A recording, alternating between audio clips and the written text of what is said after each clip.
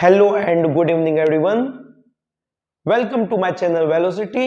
मैं हूं वैभव सिंह और मैं लेकर के आया हूं ऑर्गेनिक रिएक्शन मैकेनिज्म बिल्कुल आसान भाषा में। ऑर्गेनिक रिएक्शन मैकेनिज्म को जानने से पहले कुछ बेसिक बातों का ध्यान रखना होगा।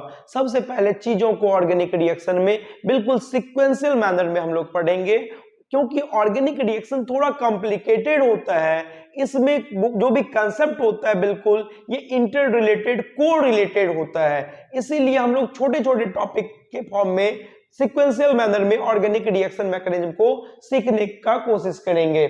सबसे पहले जब ऑर्गेनिक रिएक्शन मैकेनिज्म हम स्टार्ट करेंगे उससे पहले कुछ फंडामेंटल इसका सीख लेते हैं। Fundamental of organic reaction mechanism, उसको भी जानने से पहले फंडामेंटल बात जानते हैं केमिकल रिएक्शन का। केमिकल रिएक्शन में क्या होता है, तो केमिकल रिएक्शन जब भी होता है, रिएक्टेंट जब रिएक्ट करता है, प्रोडक्ट का फॉर्मेशन होता है और पुराना बॉन्ड टूटता है, नया बॉन्ड का फॉर्मेशन होता है, ओल्ड बॉन्ड का ब्रेकडाउन होता है और न्यू बॉन्ड का फॉर्मेशन होता है। जब भी रिएक्टिंग मॉलिक्यूल रिएक्टेंट जब प्रॉपर ओरिएंटेशन में इफेक्टिवली कोलाइड करता है उस कंडीशन में प्रोडक्ट का फॉर्मेशन होता है। लेकिन जब दो रिएक्टिंग मॉलिक्यूल प्रॉपर ओरिएंटेशन में इफेक्टिवली कोलाइड किया तो उस कंडीशन में प्रोडक्ट बनने से पहले बीच में एक स्टेज आता है जहां स्पेसीज कुछ देर के लिए एक नया स्पेसीज बनेगा जो अनस्टेबल होता है और उसका एग्जिस्टेंस सिर्फ और सिर्फ कुछ देर के लिए होता है। वो स्पेसीज जो रिएक्टेंट और प्रोडक्ट के बीच में आया, जिसका एग्जिस्टेंस कम देर के लिए होगा, जो अनस्टेबल स्पेसीज आया, उसको बोलते हैं हम लोग रिएक्शन इंटरमीडिएट।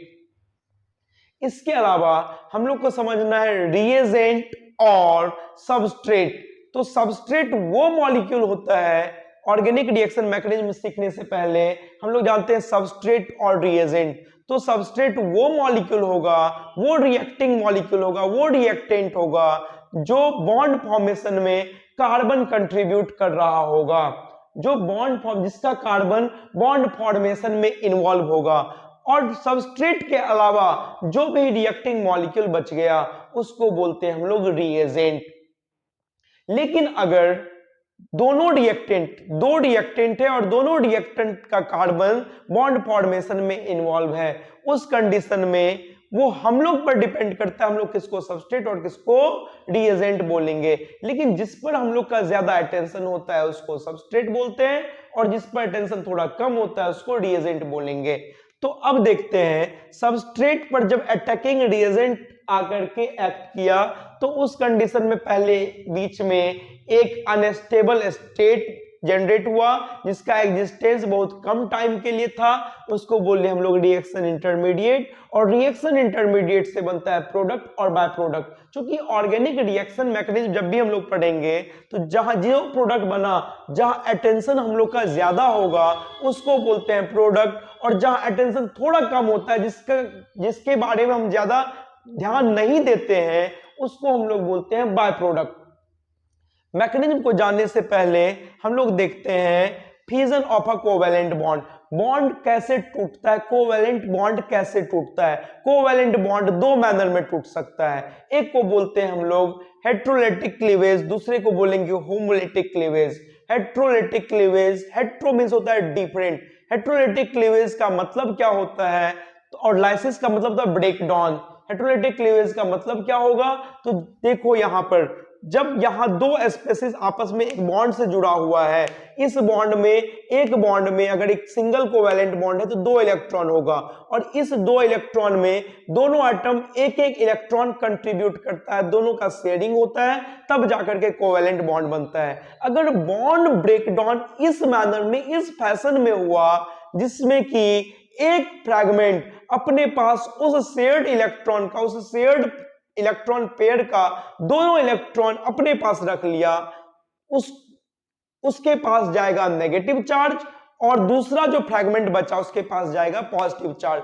तो बॉन्ड ब्रेकडाउन अगर इस मैनर में हुआ कि एक फ्रैगमेंट शेयर्ड पेयर का दोनों इलेक्ट्रॉन अपने पास रख लिया तो उस कंडीशन में इस बॉन्ड फिजन को हम लोग बोलेंगे हेट्रोलेटिक बॉन्ड फिजन और हेट्रोलेटिक क्लीवेज। जैसे यहां देखते हैं सी के साथ 3 हाइड्रोजन जुड़ा हुआ है और इसके अलावा एक Y जुड़ा हुआ है। जब बॉन्ड टूटा तो इस बॉन्ड में जो 2 इलेक्ट्रॉन था उसमें से दोनों इलेक्ट्रॉन Y अपने पास रख लिया, Y तोड़ करके लिख करके अपने पास दोनों इलेक्ट्रॉन रख लिया, तो Y पर आ गया नेगेटिव चार्ज और कार्बन पर डेवलप हो गया पॉजिटिव चार्ज। इसी तरह से यहां पर इस बॉन्ड में 2 इलेक्ट्रॉन है और इस दोनों इलेक्ट्रॉन में कार्बन इस बॉन्ड को ऐसे तोड़ा कि ये दोनों इलेक्ट्रॉन अपने पास कार्बन रख लिया, तो कार्बन पर डेवलप होगा नेगेटिव चार्ज और इस जेड पर डेवलप होगा पॉजिटिव चार्ज। तो इस तरह के बॉन्ड फ्यूजन को हम लोग कहते हैं हेटेरोलिटिक बॉन्ड फ्यूजन।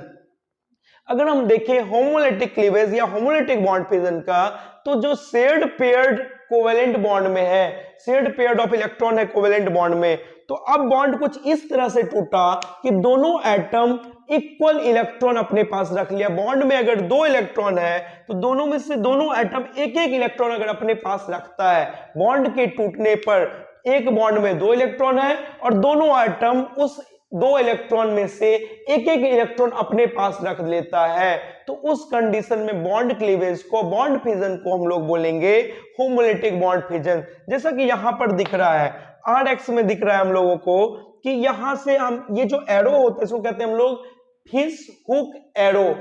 तो यहां फिश हुक एरो का साइन इसलिए दिए हैं क्योंकि ये होमोलिटिक बॉन्ड फ्यूजन को दिखाता है।